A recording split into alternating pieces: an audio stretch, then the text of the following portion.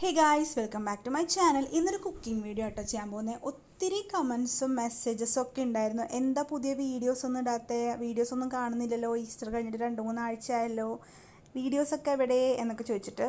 അതെന്താണെന്ന് വെച്ചാൽ ഒത്തിരി കമൻസ് ഉണ്ടായിരുന്നു, ഇങ്ങനത്തെ വീഡിയോ ചെയ്യുമോ അങ്ങനത്തെ വീഡിയോ ചെയ്യുമോ എന്നൊക്കെ ചോദിച്ചിട്ട്. അപ്പം ഞങ്ങൾ നമ്മൾക്ക് കമൻറ്റിൽ ചോദിച്ചേക്കുന്ന പോലത്തെ ഒരു വീഡിയോ ചെയ്യാം എന്ന് വിചാരിച്ചിട്ട് വെയിറ്റ് ചെയ്യായിരുന്നു. മാത്രമല്ല ഈസ്റ്ററൊക്കെ കഴിഞ്ഞുകൊണ്ട്, നോയമ്പ് കഴിഞ്ഞുകൊണ്ട് ഒത്തിരി ഫങ്ഷൻസൊക്കെ ഉണ്ടായിരുന്നു. അപ്പോൾ ഈ സമയങ്ങളിൽ നമുക്ക് വീഡിയോ എടുക്കാനുള്ള ടൈം കിട്ടിയില്ല. അതാണ് മെയിനായിട്ടുള്ള റീസൺ വീഡിയോസ് ഒന്നും ഇടാത്ത. അപ്പോൾ ഇന്ന് ഞങ്ങൾ വിചാരിച്ചു എന്നാൽ പിന്നെ നമ്മൾ വീട്ടിൽ പോർക്ക് കുക്ക് ചെയ്യുന്നുണ്ട്, അന്നൊരു വീഡിയോ ഇട്ടേക്കാം. അപ്പോൾ അങ്ങനെ നമ്മൾ പോർക്ക് ഒലത്താണ് തീരുമാനിച്ചേക്കുന്നത്. തേങ്ങാക്കൊത്തൊക്കെ ഇട്ട് പോർക്ക് ഒലത്തിയെടുക്കില്ലേ, അതാണ് ഇപ്പോൾ നമ്മൾ തീരുമാനിച്ചേക്കുന്ന ഡിഷ്. ഓക്കെ, അപ്പോൾ ഇതിപ്പോൾ എനിക്ക് തോന്നുന്നു ഒരു 1.5-2 കിലോ പോർക്ക് ഉണ്ടെന്ന് തോന്നുന്നു. അപ്പോൾ പോർക്ക് ഇതുപോലെ തന്നെ നമ്മൾ ചെറിയ ചെറിയ പീസസ് ആക്കി കട്ട് ചെയ്തെടുക്കണം. അപ്പോൾ ഇടയ്ക്ക് അമ്മ ഒന്ന് പറയുന്നുണ്ട്, ഒത്തിരി വലിയ പീസ് ആക്കരുത് പോർക്ക്, കാരണം നമ്മൾ പ്രഷർ കുക്ക് ചെയ്തല്ല ഇത് വേവിക്കുന്നത്, ചട്ടിയിലിട്ട് തന്നെയാണ്. അപ്പോൾ വേവണമല്ലോ കറക്റ്റായിട്ട്, അതുകൊണ്ട് ഒത്തിരി വലുതാക്കരുത്, ചെറിയ ചെറിയ പീസായിട്ട് കട്ട് ചെയ്യണം കേട്ടോ എന്ന് എടുത്ത് പറയുന്നുണ്ട്.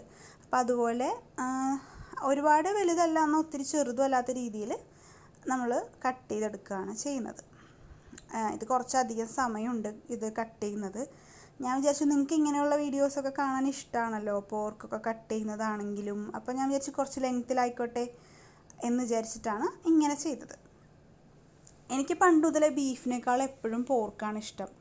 എന്താണെന്നറിയില്ല, പോർക്കിന് നല്ല ടേസ്റ്റാണ്. എന്നാൽ ഒത്തിരി നമ്മളിങ്ങനെയൊക്കെ കേട്ടിട്ടുണ്ട്, എന്താ പറയുക, പോർക്ക് കഴിച്ചാൽ അസുഖങ്ങൾ വരും എന്നൊക്കെ. ഞാനൊത്തിരി സംഭവങ്ങളൊക്കെ കേട്ടിട്ടുണ്ട്. എന്തോ അതിൻ്റെ ഉള്ളിൽ എന്തോ വേമോ അങ്ങനെ എന്തോ ഉണ്ട്, മര്യാദക്ക് കുക്ക് ചെയ്തില്ലെങ്കിൽ അത് കാരണം നമുക്ക് ഒത്തിരി അസുഖങ്ങൾ വരും എന്നൊക്കെ. അതുകൊണ്ട് പോർക്ക് കഴിക്കുന്ന ആൾക്കാർ കറക്റ്റായിട്ട് വേവിച്ചിട്ടൊക്കെ വേണം കഴിക്കാനായിട്ട്. അപ്പോൾ ഇത് പറഞ്ഞാൽ നമ്മൾ അടപ്പത്ത് വേവിക്കാം എന്നാണ് നമ്മൾ പ്ലാൻ ചെയ്തത്, പക്ഷെ അത് നടന്നില്ല. പക്ഷേ മൺചട്ടിയിൽ തന്നെ നമ്മൾ ഗ്യാസ് അടുപ്പിലാണ് വേവിച്ചത്. നമ്മൾ വിറകടുപ്പിൽ വേവിക്കാമെന്നാണ് പ്ലാൻ ചെയ്തത്, പക്ഷെ അത് നടന്നില്ല.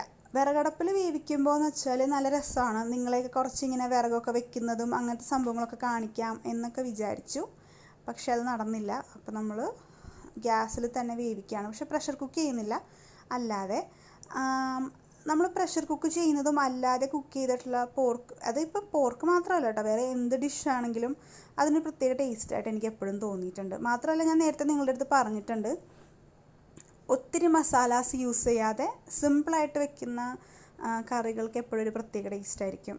ഈ അമ്മമാരും ഒക്കെ വെക്കുന്ന കറികളില്ലേ, അവരൊത്തിരി മസാലപ്പൊടിയോ അങ്ങനെയൊന്നും ഉപയോഗിക്കാതെയാണ് എപ്പോഴും സാധനങ്ങൾ ഉണ്ടാക്കുക. അതിനൊക്കെ ഒരു പ്രത്യേക ടേസ്റ്റായിരിക്കും. അതേപോലെ നമ്മളിന്നിവിടെ അധികം മസാലയൊന്നും ചേർക്കാതെ എന്താ പറയുക ഉണ്ടാക്കാം, ഈ ഒരു പോർക്ക് വളർത്തിയെടുക്കാം എന്നാണ് വിചാരിക്കുന്നത്. അപ്പോൾ ലെറ്റ്സ് സീ എങ്ങനെയാണ് ഇത് ചെയ്യുന്നതെന്ന്. ഇതിപ്പോഴും ഈ പോർക്ക് കട്ട് ചെയ്ത് കഴിഞ്ഞിട്ടില്ല. ഇപ്പോൾ കുറച്ച് നെയ്യ് മാത്രമേ ഉള്ളൂ. എനിക്ക് ആക്ച്വലി അധികം നെയ്യ് ഇഷ്ടമല്ല. എനിക്ക് എന്താ പറയുക, കൂടുതലും ഇറച്ചിയായിട്ട് കഴിക്കാനാണ് ഇഷ്ടം പോർക്ക്. പക്ഷേ പോർക്കിന് നെയ്യ് ഉണ്ടാവുമല്ലോ, നമ്മൾ ബീഫ് വാങ്ങുന്ന പോലെ നമുക്ക് കിട്ടില്ലല്ലോ നെയ്യ് കുറവായിട്ട്. അപ്പോൾ അങ്ങനെ നല്ല ഒരുപാട് നെയ്യൊന്നുമില്ല. ഈ ഒരു പീസിൽ എന്തായാലും വളരെ കുറച്ച് നെയ്യ് ഉണ്ടായിരുന്നുള്ളൂ. അപ്പോൾ അതുകൊണ്ട് കുഴപ്പമൊന്നും ഉണ്ടായിരുന്നില്ല.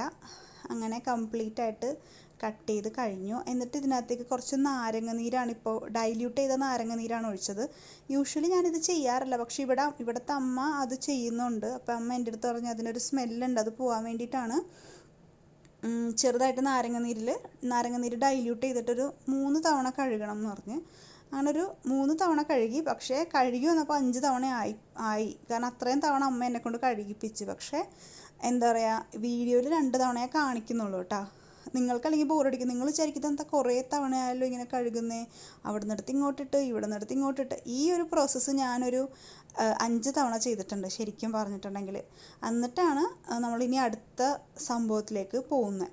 അപ്പോൾ അങ്ങനെ, അപ്പോൾ അടുത്തതെന്ന് വെച്ചാൽ നമ്മൾ പോർക്കൊക്കെ കഴുകി വാരി വെച്ചിട്ട് അതിനകത്തേക്ക് കുറച്ച് കറിവേപ്പില ഇട്ടിട്ടുണ്ട്, കുറച്ച് മഞ്ഞൾപ്പൊടി ഇടുന്നുണ്ട്, പിന്നെ കുറച്ചധികം പച്ചമുളക് ഇടുന്നുണ്ട്. പച്ചമുളക് ഇപ്പോൾ ഇത് കണ്ടിട്ട് പേടിക്കുകയൊന്നും വേണ്ട, അത്ര അധികം എരിവൊന്നും ഉണ്ടായിരുന്നില്ല. ഇത് ഒരുപാട് വലിയ പച്ചമുളക് ആയതുകൊണ്ടായിരിക്കും വലിയ എരിവുണ്ടായില്ല. ഈ ഒരു സൈസ് പച്ചമുളകിന് ശരിക്കും നല്ല എരിവുണ്ടാവാറുണ്ട്. പക്ഷേ ഇതിപ്പോൾ ചെറിയ പച്ചമുളക് ആയതുകൊണ്ടാണോ എന്നറിയില്ല, പിന്നെ കല്ലുപ്പാണ് ഇടുന്നത്. നിങ്ങൾ ശ്രദ്ധിച്ചിട്ടുണ്ടോ എന്നറിയില്ല, പൊടിയുപ്പ് ഇടുന്നതിനേക്കാൾ എപ്പോഴും കറികളിൽ കല്ലുപ്പിന് പ്രത്യേക ടേസ്റ്റാട്ടോ. പിന്നെ ഇഞ്ചി വെളുത്തുള്ളി ചതച്ചത് ഇടുന്നുണ്ട്, പിന്നെ തേങ്ങാക്കൊത്തും ഇടുന്നുണ്ട്. അതിനുശേഷം കുറച്ച് വെളിച്ചെണ്ണയും കൂടെ ഒഴിച്ചിട്ട് നന്നായിട്ട് ഇത് തിരുമി എടുക്കുക ചെയ്യുന്നത്. തിരുമി അതൊന്ന് തട്ടിപ്പൊത്തി വെച്ചിട്ട് അതിനകത്തേക്ക് കുറച്ച് വെള്ളമാണ് ഇനി ഒഴിക്കുന്നത്. നമുക്ക് ഇതിന് വേവാൻ ആവശ്യമായിട്ടുള്ള വെള്ളം വേണമല്ലോ. ഓൾറെഡി കഴുകി വാരി വെച്ചിട്ട് നമ്മൾ വെള്ളം കളഞ്ഞിട്ടൊന്നുമില്ല, അപ്പോൾ ഇതിൻ്റെ അകത്ത് ഓൾറെഡി കുറച്ച് വെള്ളമുണ്ട്. അത് കൂടാതെ നമ്മൾ കുറച്ചും കൂടെ വെള്ളം ഒഴിക്കുന്നുണ്ട്. ഇത് ഇഞ്ചി വെളുത്തുള്ളി നമ്മൾ പേസ്റ്റ് ആക്കിയ ജാറാണ്, അത് കഴുകി വെള്ളം വെക്കുന്നുണ്ട്.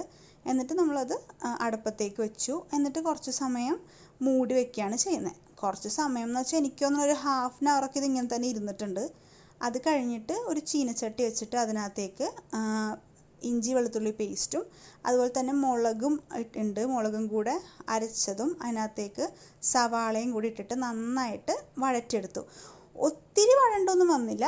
പിന്നെ അതിനുശേഷം പൊടികളിട്ടു. പൊടികൾ എന്താണെന്ന് ഡിസ്ക്രിപ്ഷൻ ബോക്സിലുണ്ട് കേട്ടോ, അതെല്ലാവരും ഒന്ന് നോക്കണേ. അതിൻ്റെ അളവ് ഇത് അമ്മ എടുത്തു തന്നതാണ്, അമ്മയുടെ റെസിപ്പിയാണ് ഇത് ആക്ച്വലി.